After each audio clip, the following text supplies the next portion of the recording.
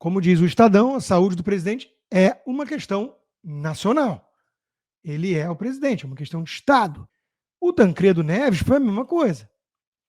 Foi feito um boletim oficial dos médicos, lido ao vivo na televisão, está no meu Twitter, lá no meu X, o resgate disso, que estava quase perfeita a saúde dele e tudo, aquela foto que publicaram também, com edições. Fala pessoal, sejam bem-vindos! Começando mais um vídeo recheado de informações importantíssimas. Mas antes, inscreva-se agora mesmo no canal, deixe o seu like e compartilhe esse vídeo com o máximo de pessoas. Assim você vai estar me ajudando demais. Giro na tela e notícias a seguir.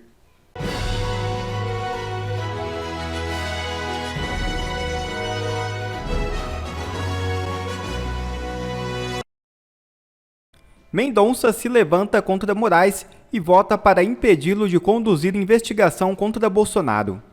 Pela segunda vez no mesmo dia, o ministro André Mendonça do STF divergiu de todos os seus colegas de corte.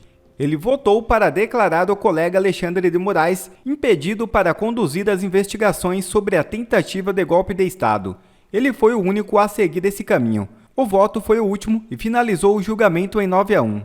Mendonça concordou com a tese apresentada pela defesa de Jair Bolsonaro, segundo a qual Moraes teria interesse pessoal no caso e, portanto, não poderia estar à frente do caso. Ao contrário de Nunes Marques, Mendonça está mostrando que não teme ao sistema. Se Lula sangrar de novo, operação maior está no radar, afirma Calil. Contudo, o cardiologista disse que a situação do presidente está sob controle.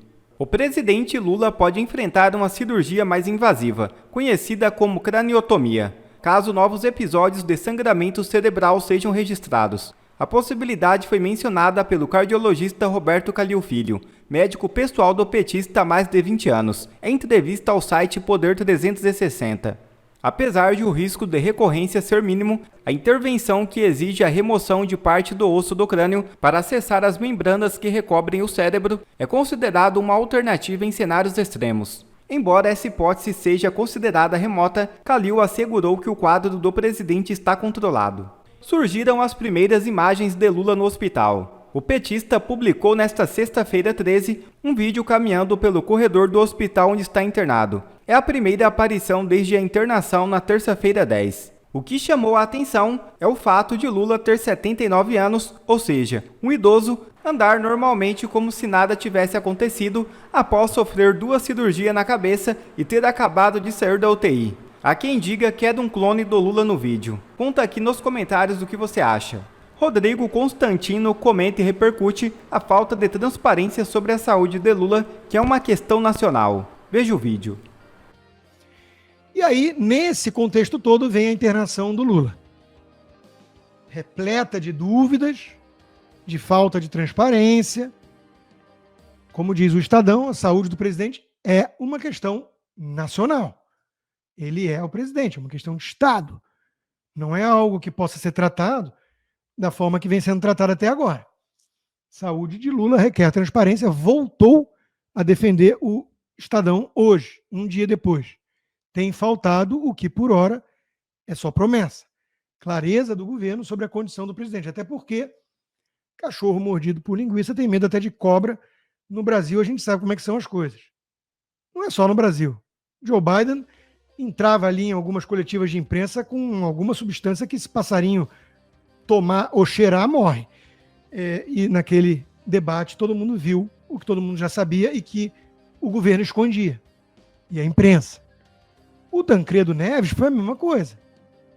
Foi feito um boletim oficial dos médicos, lido ao vivo na televisão, está no meu Twitter, lá no meu X, o resgate disso, que estava quase perfeita a saúde dele e tudo, aquela foto que publicaram também, com edições. Então, de novo, eu já escrevi sobre isso, desejar a morte dos outros é algo tóxico para si mesmo. Eu entendo os argumentos, mas seria bom para o Brasil, é parecido com o argumento do Hélio Schwartzman, muito racional e científico, na Folha de São Paulo desejando a morte do Bolsonaro. Ali podia, ali não era discurso de ódio. E com a diferença, claro, que o Lula realmente faz muito mal para o Brasil e o Bolsonaro não fazia. Mas, se a gente for por essa linha, entra numa seara meio subjetiva. Eu não gosto dele, eu sei que ele faz mal para o Brasil, então eu posso torcer pelo pior. E isso acaba fazendo mal para a gente. Eu adoraria que o Lula vivesse a ponto de se arrepender de tudo que ele fez. Não tenho essa esperança também, apesar dela ser a última que morre, né? Gostaria de vê-lo preso uma vez mais e tudo. Eu não quero ficar desejando morte de ninguém, não. Mas o primeiro ponto é esse, né? Deve ser muito ruim quando você tem Globo para te enganar, ou enganar os outros, tentar, né? Junto com você, e mortadelas, sindicatos e tudo, mas no frigir dos ovos, quando você fica doente, você vê, né, que o Brasil está de fato torcendo, não é pela sua recuperação. Janja pediu orações e eu não acho que o Brasil está orando pela pronta recuperação de Lula. Isso deveria servir de alerta, até porque quando as pessoas estão assim se aproximando de um encontro com a morte, ou seja pelo risco, né, de novo, algum lugar de fala, nós temos uma tendência a reprisar o que fizemos até aqui com as nossas vidas, né? Pelo menos pessoas normais, com alguma empatia. Talvez os psicopatas não passem por isso. Eles não têm nenhuma crise de consciência de nada, de nenhum pecado. Eles não acham que precisam melhorar em nada, né? Então, enfim. Mas o fato é que é um assunto de Estado. Envolve bastidores de eleições para 2026 tudo, e o que fica de interesse político disso, para mim, é exatamente essa questão. É a comparação com o Joe Biden. Vai ficando muito claro que o Lula tem uma questão de saúde. Por mais que tenha sido, foi a queda, não tem a ver com outras coisas. Foi normal, um procedimento, não sei o quê, mas ficou 2 dias, 3 dias na UTI. Por mais que seja isso, ele é um quase octogenário, que já teve algumas situações que eu achei, de certa forma, engraçado. Isso sim, o canal mais de esquerda que existe, não sei se foi DCM, chamando um médico para comentar a situação. E acho que eles não combinaram antes com o médico, não devia ser um médico movido a mortadela. E ele vira e fala, a situação do Lula gostar tanto de bebida não ajuda, porque afina o sangue. E você olha o chat, as pessoas apavoradas. Quem é esse cara? Golpista? Bolsonarista? Quem disse que o Lula gosta de bebida? Isso já foi há muito tempo. Sei. Então, é isso que é relevante nessa história toda. Alckmin entrou no aquecimento ou não? E aí vem um outro ponto. O Lula, ele está no hospital, numa UTI, ele tem que transmitir o comando para o Alckmin, que é o vice dele, escolhido. Ninguém botou uma arma na cabeça dele e disse que tinha que ser o Alckmin. Ou foi mais ou menos assim? É uma aliança instável, nefasta, entre tucanos e petistas, entre globalistas e comunistas, né, para impedir a direita de continuar consertando o Brasil. A gente sabe que foi isso. E que ninguém ali confia em ninguém, né? Então, a velha imprensa teve que alimentar essa narrativa, né? O único que sofreu tentativa de assassinato foi Bolsonaro, tá, gente? Mas vamos lá. Por conta da trama golpista, blá, blá, blá, do golpe que não aconteceu por causa da falta do táxi, a segurança do quarto hospitalar de Lula foi redobrada. Meus amigos, o Lula não precisa botar segurança policial no quarto. Ele precisa impedir de ficar sozinho no quarto com o vice-presidente dele ou com a esposa dele, por exemplo. Ninguém ali confia em ninguém. Vamos lembrar que a esquerda é isso. É um pacto meio mefistofélico. É uma aliança meio do mal. São pessoas, né? Enfim. Que carecem do instrumento de empatia, via de regra. A gente sabe disso, né? Então ali é tudo por poder. São as tramas palacianas que a gente lê em Shakespeare. Ali tem que ter medo da Lady Macbeth. Né? Enfim. Agora, a mídia tratou de forma diferente isso. Saúde de Bolsonaro é de interesse do país. Dizia lá o Aires Brito do STF, né, que não estão cobrando a mesma transparência agora com Lula. Por que será, né? E o mais grave de tudo, por ele não confiar no vice, Lula está trabalhando e sanciona leis digitalmente da UTI, diz o ministro Padilha. Isso é grave. Isso parece coisa de Republiqueta das Bananas. Isso remete ao tio Paulo. Todo mundo tem o direito de fazer a pergunta nesse momento. Quem está no comando?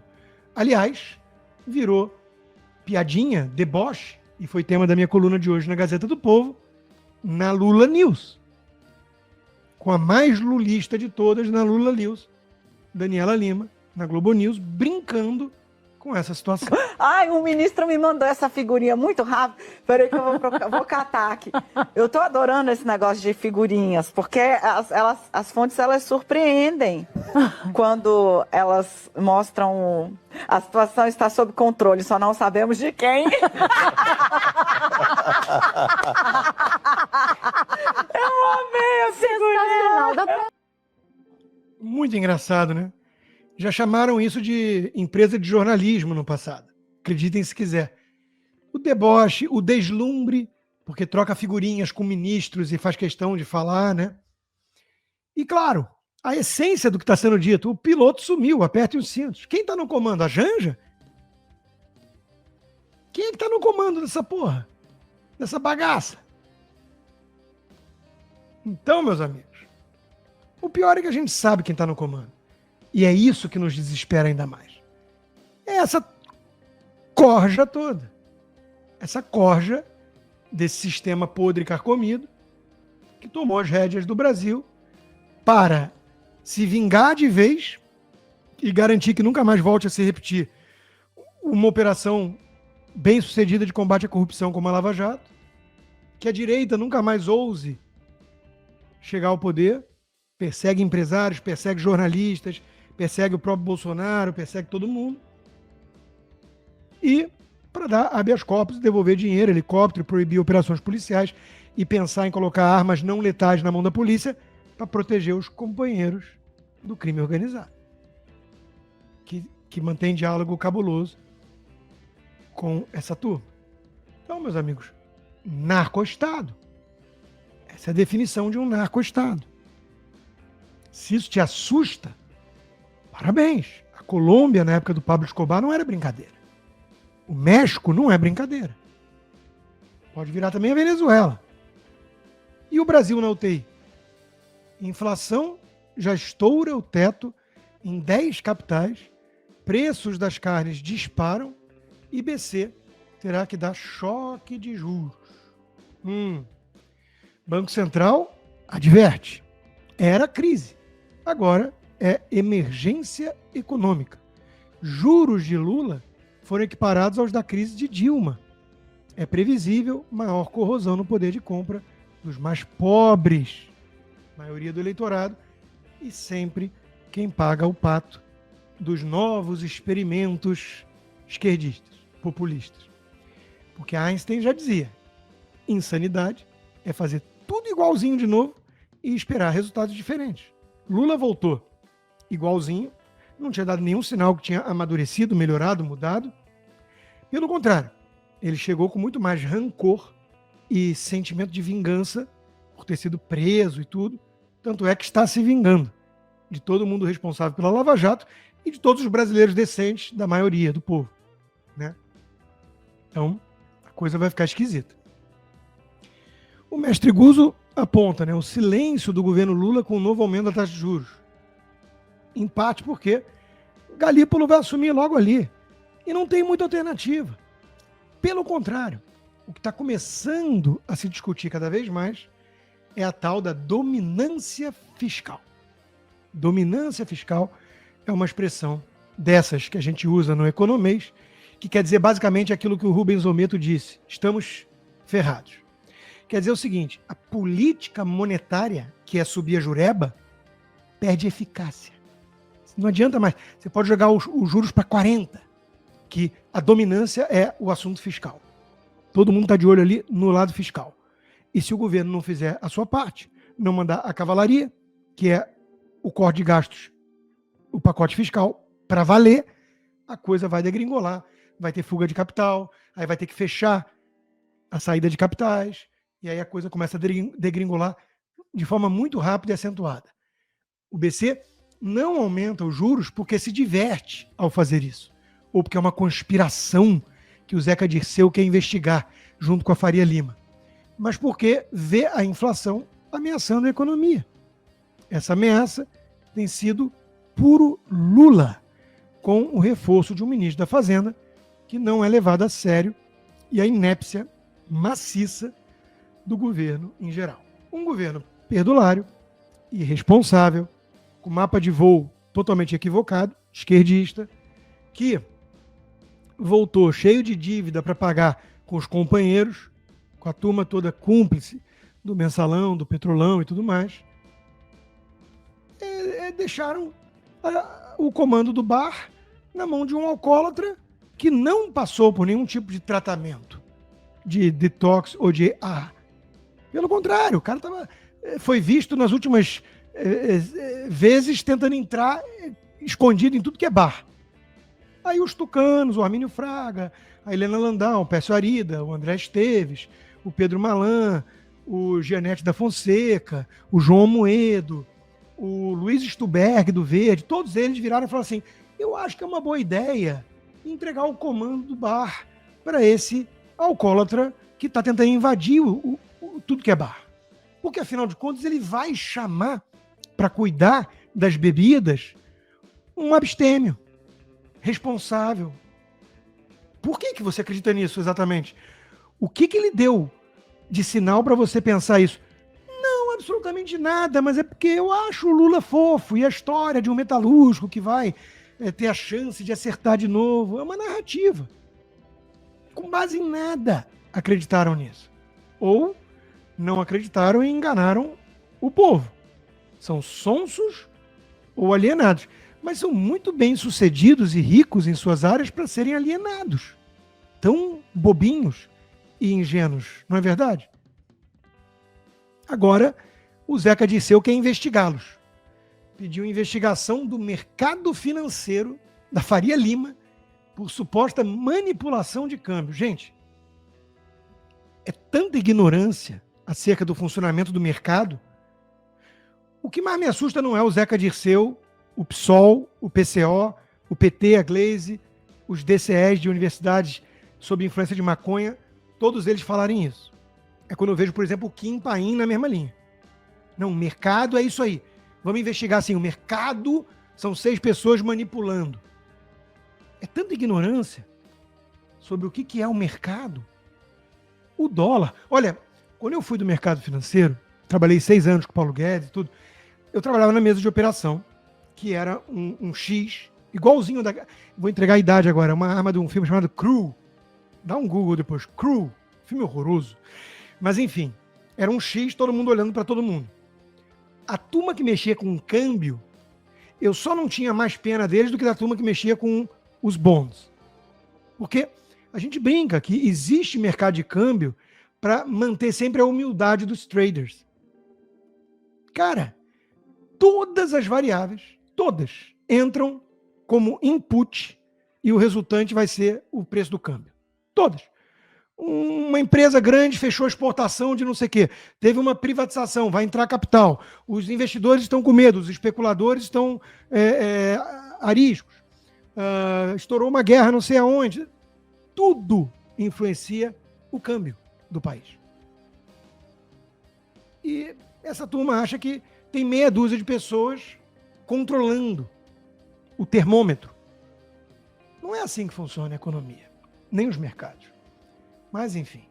Enquanto isso, Miriam Leitão, funcionária do ano, do lulismo, muito feliz com a pesquisa Quest, que mostra a força de Lula e que o grande perdedor é Bolsonaro, derrotado em todos os cenários, até para o poste apagado, Fernando Haddad.